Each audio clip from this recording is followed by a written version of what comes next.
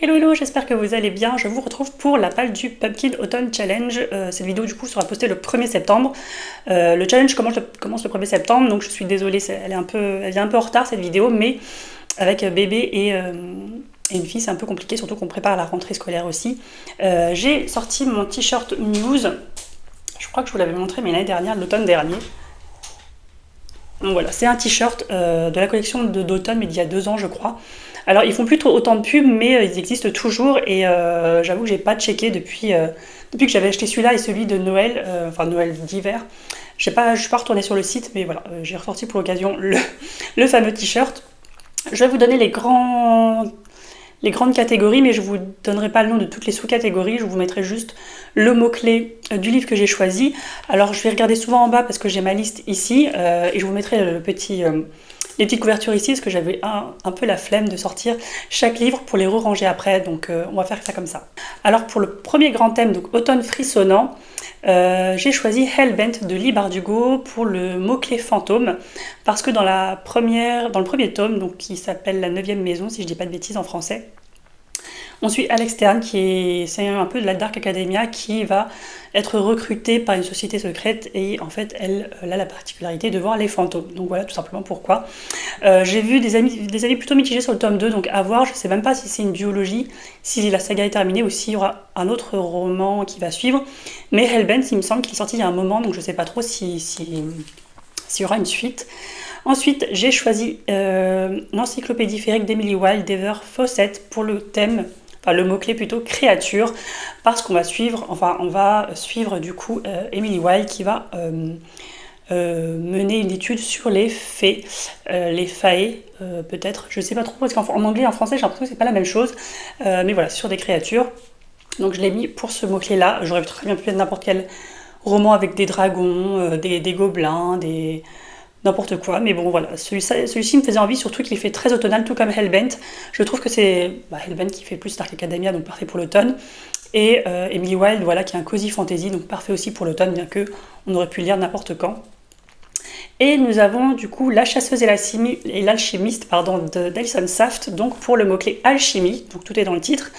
Ce roman, j'ai prévu de le lire en lecture commune avec Marine du compte Andorre Lire sur Instagram, parce qu'en fait on voulait le lire maintenant parce qu'il y a un si fragile enchantement qui vient de sortir il y a quelques jours, je crois, si je dis pas de bêtises, je crois que c'était fin août, de la même autrice, et voilà, on voulait le lire, donc on voulait lire avant l'autre roman de cette autrice. Donc voilà, on va lire en lecture commune. Je ne sais plus trop de quoi ça parle. Honnêtement, j'avais lu le résumé quand il est sorti et depuis je ne l'ai pas relu. Mais en tout cas, il est dans ma palle. Donc je vais le sortir. Ensuite, je vais lire pour le mot-clé science-fiction absolue le tome 2 de Margot Dessen. J'ai lu le premier tome, donc les 2 premiers tomes ont été offerts par Marine justement. Du compte Andorre Lire, et j'ai eu le premier tome, c'était avant l'été, donc je sais plus trop quand exactement. Je les ai eu pour mon anniversaire, donc ça devait être en février ou en mars, et je l'ai lu après. J'ai beaucoup aimé parce que ça avait pas mal de vibes du labyrinthe ou même de Divergente. Et voilà, donc là j'ai vu que le tome 3 allait. En fait j'ai attendu parce que je voulais une annonce du tome 3, souvent je fais ça pour pas qu'il y ait trop d'écart entre les tomes. Et là j'ai vu qu'il sortait là, à la fin de l'année, du coup je me suis dit on peut le lire tout de suite. Alors je suis désolée, je ne vais pas vous faire de résumé de chaque roman parce que ça va être trop long. Et honnêtement, il y en a où je me souviens même plus trop du résumé, comme La chasseuse et l'alchimiste. Je sais que ça parle de chasseurs, d'alchimistes, voilà, mais honnêtement, j'en sais pas plus. Et de toute façon, je vous mettrai le nom des bouquins en barre d'infos pour que vous puissiez les retrouver sur internet.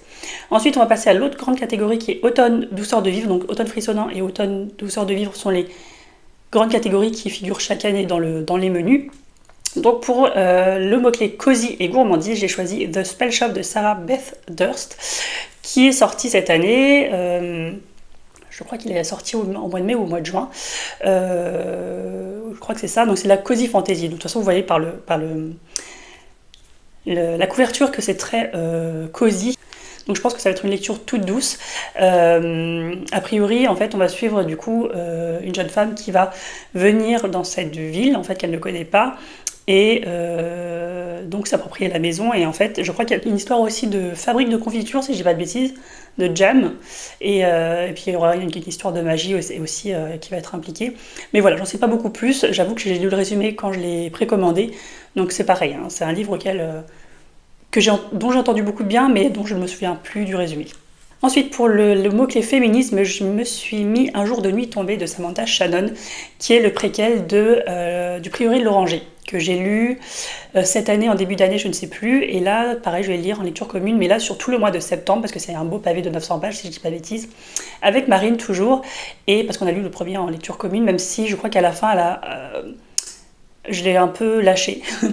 Mais voilà, c'est le préquel, et c'est pourquoi de féminisme, parce qu'on parle principalement d'un monde où de femmes en fait tout simplement, et dirigé par des femmes. Dans le prieuré de l'Oranger, c'est un rénome, donc dirigé par une reine, et on suit principalement voilà, des femmes en personnage principal, et là c'est pareil, sauf que c'est avant du coup l'histoire du prieuré de l'Oranger. D'ailleurs je ne connais pas l'histoire du préquel, j'ai pas lu le résumé, mais de toute façon je pense qu'il n'y a pas vraiment besoin, étant donné que l'univers on le connaît déjà, et voilà, ça sera juste une autre histoire. Ensuite, pour le mot-clé amitié-aventure, j'ai choisi The Royal Coven de Juno Dawson, donc, qui est sorti en VO il y a un moment déjà. Il vient de sortir en français, c'est le premier tome d'une saga, si je dis pas de bêtises. Et pourquoi amitié-aventure? Parce qu'on va suivre du coup des amies sorcières qui vont partir dans une aventure entre guillemets, parce que voilà, il y a un mal qui va arriver et forcément elles vont s'unir pour découvrir tout ça. Mais dans le résumé, on parle bien de 4 ou 5 amis, je ne sais plus, mais d'amis de manière générale, donc voilà pourquoi pour le mot amitié. J'aime beaucoup la couverture, alors c'est le label Calix. Le premier roman sorti chez eux, The Curse of Saints, ça me disait pas trop parce que c'était de la romantasy. Alors c'est pas parce que c'était de la romantasy, mais c'est parce que l'histoire ne me disait pas trop. Celui-ci me tente beaucoup, et comme The Hurricane Wars qui est sorti juste après celui-ci. Et il y a du coup Powerless de Lauren Roberts qui fait un tabac aux États-Unis, qui va sortir du coup chez le label Calix, et celui-là me tentait déjà beaucoup en VO, donc je pense que je vais me le procurer aussi. Ensuite, pour le mot-clé amour, j'ai mis The Divine Rivals de Rebecca Ross. Si vous me suivez depuis un moment, vous savez que Rebecca Ross est une de mes autrices chouchou, que j'ai toujours lu en VO d'ailleurs. J'ai lu deux duologies plus un one-shot young adulte, et donc il me reste cette saga-là, et la saga avec les romans qui s'appellent A River Enchanted et Fire Endless, que j'ai toujours pas lu. Mais d'habitude, en fait, je lisais par ordre de parution, mais je me suis dit, bon, je vais lire The Divine Rivals, parce qu'en ce moment, la hype est passée, donc ça m'a donné moins envie enfin, ça m'a plus donné envie de lire maintenant, parce que quand il est sorti en français chez De Saxus, je crois, avec toute la hype et tout, ça m'a un peu, parce qu'il y a eu aussi beaucoup de hype dans la sphère anglophone, ça m'a un peu freiné, comme vous le savez. Quand il y a trop de hype, ça me freine un peu. Là, la hype est passée, donc je pense que je vais le lire, et puis j'ai l'impression aussi que c'est une lecture parfaite pour l'automne, donc pourquoi pas. Ensuite, on passe à la troisième grosse catégorie qui est automne crépusculaire, donc là qui a été créé exprès pour le challenge de cette année. Donc pour le mot-clé magie, j'ai mis Gods of Men de Barbara Kloss chez les éditions Rivka. J'ai adoré les premiers et deuxième tomes. En fait, on va parler d'une magie liée à la musique, alors qui est très rare et qui est très originale. Alors les personnages sont hyper attachants, l'univers est très original comme je viens de vous le dire, et voilà, j'ai vraiment adoré le premier et deuxième tome. Le troisième tome en fait était dans ma palle, et fun fact, en fait ma chienne a bouffé mon livre en fait, c'était l'année dernière. Et du coup, j'ai dû le racheter. Voilà, pour la petite histoire. Donc j'étais un peu triste parce que bon, vous achetez un livre neuf et il est un peu bouffé par votre chienne, bon bah voilà. Mais bon, voilà, ça reste une chaîne, et voilà, moi je lui ai un peu pardonné, donc je l'ai racheté, et je me suis dit, il faut vraiment que je le lise, parce que le tome 2, je l'ai lu peut-être il y a 3 ans. Enfin, je l'ai lu à sa sortie, donc ça doit faire 3 ans. Et j'ai vraiment adoré, donc j'ai vraiment hâte de connaître la conclusion. Surtout que l'édition Rivka, je ne connais pas trop, j'avais lu, du coup, c'est les 2 premiers tomes de la saga Gods of Men, pardon. Et là, j'ai lu récemment Le Lys de Feu, le premier tome, et j'ai adoré. Donc en fait, je me dis qu'il faudrait vraiment que je lise d'autres romans de cette maison d'édition, mais déjà que je finisse les sagas que j'ai commencé depuis un moment déjà, dont Gods of Men. Et voilà pour le côté magie, parce que c'est une magie liée à la musique. Ensuite, pour le mot-clé mystère, j'ai mis Mysteries of Thorn Manor de Margaret Rogerson, donc qui est la suite, est-ce qu'on peut appeler ça une suite, je ne sais pas, de Sorcery of Thorns, que j'avais beaucoup aimé, donc c'est chez les éditions Big Bang. Donc le côté young adulte de Brajlon, et j'avais beaucoup aimé. J'ai préféré Vespertine qui est un peu plus sombre, un peu plus adulte, mais voilà, j'avais quand même beaucoup aimé l'histoire avec les grimoires, etc. Mais voilà, là celui-ci a l'air beaucoup plus court et beaucoup plus succinct, beaucoup plus light au niveau de l'intrigue. Apparemment c'est un peu, je sais pas si vous lisez Akotar, mais il y a une novella, A Court of Frost and Starlight, qui se passe au moment des fêtes, et c'est très court. Voilà, vous avez des petits éléments de l'univers, mais c'est voilà, c'est assez léger et je pense pas que ça empêche la lecture des tomes suivants. Mais j'ai l'impression que c'est un peu la même chose pour celui-ci. Voilà pourquoi dans la catégorie mystère, parce que Mysteries. Et apparemment, ils vont devoir élucider un mystère sur des choses qui se passent justement dans cet univers, j'imagine. Je sais plus si c'est dans l'univers même ou si c'est là où il y a tous les grimoires, etc. Bref, de toute façon, comme d'habitude, les résumés et moi, ça fait deux. Ensuite, pour le mot-clé prophétie et le mot-clé roman choral, j'ai choisi Ruines de John Gwynne. Alors, c'est la saga le livre des Terres bannies. Donc, j'avais lu le premier et le deuxième tome à leur sortie et que j'avais adoré. Donc, on parle d'une prophétie, en fait, où on va parler je sais plus, de l'étoile et le soleil noir, je crois, et en fait, du coup, c'est le mal et le bien, mais en fait, on ne sait pas qui est qui, et en fait, donc on va suivre principalement deux personnages, mais au début, on ne sait pas qui va incarner le mal, qui va incarner le bien, et on va les suivre comme ça au fur et à mesure, et donc c'est un roman choral, forcément, parce qu'on suit plusieurs personnages, plusieurs points de vue, et voilà, donc le tome 3 est sorti à un moment, je ne l'ai pas acheté parce que souvent je finis par oublier que j'ai des séries en cours, et donc j'ai acheté le tome 3, donc je vais essayer de lire là, cet automne, parce que le tome 4, donc c'est une saga en 4 tomes, le dernier quatrième tome sort là au mois de novembre. Donc je me dis, si j'arrive à le lire là en septembre ou en octobre, voire novembre, je pourrais le lire d'ici la fin de l'année et finir la saga. Surtout que j'ai acheté aussi L'ombre des dieux de John Gwynne, qui me fait terriblement envie.